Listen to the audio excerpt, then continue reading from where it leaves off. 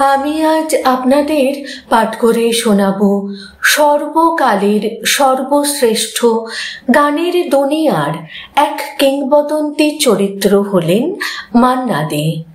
তিনি যে কত সুপারহিট গান গেয়েছেন তা গুণে শেষ করা যাবে না, কিন্তু সেই কিংবদন্তি শিল্পীর জীবনেরই শেষ দিকটা এমনভাবে কেটেছে যা হয়তো অনেকেই জানেন না। মান্না দের মতো নামী গায়কের যে এমন করুণ পরিণতি হতে পারে তা হয়তো অনেকেই ভাবতেই পারবেন না। বৃদ্ধ বয়সে তাকে তালা বন্ধ করে রাখত তার মেয়ে। মৃত্যুর জন্য তিনি কাঁদতেন। মান্না দের এমন পরিণতি হবে তিনি নিজেও ভাবেননি। একটি নামী সংবাদ মাধ্যমে প্রকাশিত প্রতিবেদন থেকে কিংবদন্তি শিল্পীর জীবনের এই অজানা কাহিনী সকলের সামনে এসেছে। শোনা যায়, মুম্বাই ছেড়ে চলে যাওয়ার আগে মান্না দে জানিয়েছিলেন ছোট মেয়ে সুমিতা বেঙ্গালুরুতে কিছু কাজ করতে চান বলে তিনিও সেখানে চলে যাচ্ছেন। এরপর থেকে তার সঙ্গে অনেক চেষ্টা করেও যোগাযোগ করতে পারেননি আর এক নামী গায়িকা আরতি মুখোপাধ্যায়। জানা যায়, ফোন বেজে গেলেও ধরতেন না কেউই। জানা যায়, একবার জনপ্রিয় একজন ব্যক্তি মান্না দের জন্মদিনে তার সঙ্গে দেখা করতে গিয়েছিলেন, কিন্তু অবস্থা এমনই ছিল যে তিনি বাড়িতে ঢুকতে পারেননি। যে মান্না দে ভোরবেলা উঠে নিয়মিত রেওয়াজ করতেন, শেষ জীবনে তিনি পাননি একটি হারমোনিয়াম। মান্না দের বহু গানের মিউজিক অ্যারেঞ্জার হিসেবে কাজ করেছিলেন শান্তনু বসু।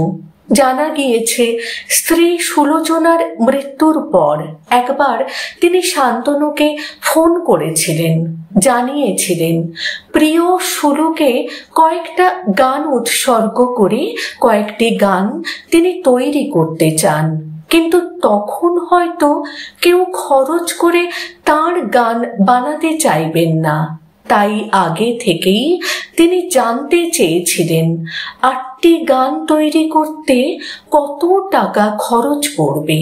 যদিও শেষে নাকি মহুয়া লাহিড়ী এগিয়ে এসেছিলেন রেকর্ড করবার জন্যে। এই গানের রেকর্ডের জন্যই শান্তনু বেঙ্গালুরুতে পৌঁছে মান্নাবাবুকে ফোন করেছিলেন। পরের দিন গানের বিষয়ে কথা বলতে কখন যাবেন তা জানার জন্যই ফোন করেছিলেন তিনি। একটু ইতস্তত করে কিংবদন্তি গায়ক জানান, এখন ছোট মেয়ে কাজে বেরিয়ে যাবে, তাই পরের দিন আসতে। একথা শোনার পর শান্তনু বলেছিলেন, আর কাউকে লাগবে না দাদা। যা শুনেই মান্না দে বলেন, কিছু অসুবিধা আছে। কিছুক্ষণ চুপ থেকে গায়ক নিজেই বলেন, মেয়ে তাকে তালা বন্ধ করে কাজে চলে যান। যা শুনে চমকে উঠে শান্তনু বলেন, দাদা এভাবে?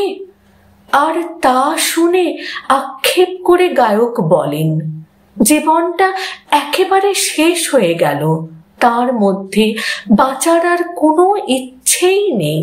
আর একথা বলেই হাউ মাউ করে কেঁদে ফেলেন তিনি। যদিও পরবর্তীকালে মান্নাবাবুর মেয়ে এই বিষয়ে কথা বলেছিলেন তিনি এবং তার স্বামী একটি ফাস্ট ফুড সেন্টার চালাতেন, যা শুরু হতো সন্ধ্যা 6টায় এবং চলতো রাত পর্যন্ত।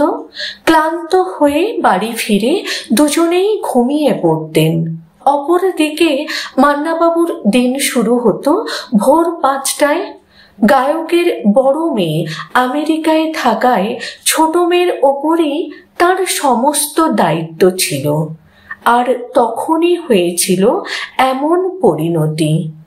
প্রিয় শিল্পীর শেষ জীবনে এমন করুণ দশা শুনে কষ্ট পেয়েছেন তার অগণিত অনুরাগীরা। লেখনী সংগৃহীত।